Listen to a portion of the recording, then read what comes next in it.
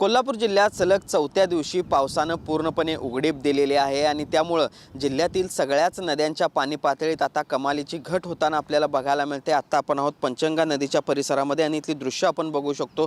पंचगंगा नदीची पाणी पातळी सध्या 26 फुटांवर आहे आणि त्यामुळे गेल्या 6 दिवसानंतर पुन्हा एकदा या पंचगंगा नदीचं पाणी पुन्हा एकदा पात्रामध्ये आल्याचं आपल्याला बघायला मिळते। आपण बघतोय 6 दिवस हे सगळं पाणी नदीच्या पात्राबाहेर होतं आणि त्यामुळे नदीच्या घाटाच्या परिसरामध्ये मोठ्या प्रमाणावर चिखल आणि घाणीचं देखील साम्राज्य बघायला मिळालेलं होतं आणि आता हे पाणी पुन्हा एकदा पात्रात गेल्यामुळे या सगळ्या घाट परिसराच्या स्वच्छतेचं काम प्रशासनाकडून हाती घेण्यात आलेलं आहे। JCB च्या माध्यमातून हा सगळा मलबा बाहेर काढण्यात आलेला आहे। त्याचबरोबर औषध फवारणीचं काम देखील या सगळ्या घाट परिसरामध्ये सुरू असल्याचं बघायला मिळते। त्याचबरोबर पाणी पातळी कमी झाल्यामुळे या पात्रातील जे काही मंदिर आहेत त्यांची शिखरं देखील पुन्हा एकदा दिसायला सुरुवात झाल्याचं आपल्याला बघायला मिळते। मात्र असं जरी असलं तरी जिल्ह्यातील 16 बंधारे अजूनही पाण्याखाली असल्याचं आपल्याला बघायला मिळते। जिल्ह्यातील सगळ्याच नद्यांच्या पाणी पातळीची अशी परिस्थिती आपल्याला बघायला मिळते। जे पाणी पात्राबाहेर गेलेलं होतं ते पुन्हा एकदा नद्यांच्या पात्रामध्ये यायला सुरुवात झालेली आहे। दुसरीकडे धरणांच्या पाणी पातळीत देखील समाधानकारक वाढ होताना बघायला मिळते। राधानगरी धरण सध्या 62% भरलेला आहे,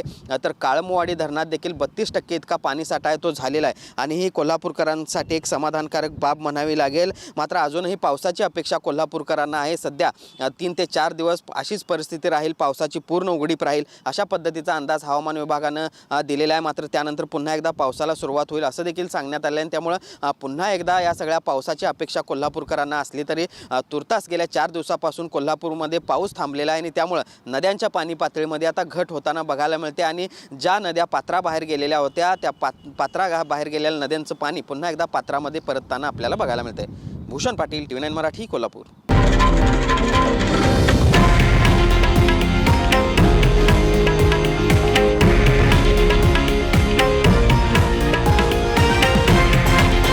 हे आहे देशातील नंबर 1 न्यूज नेटवर्क आणि आपण पाहत आहात TV9 मराठी, एकमेव।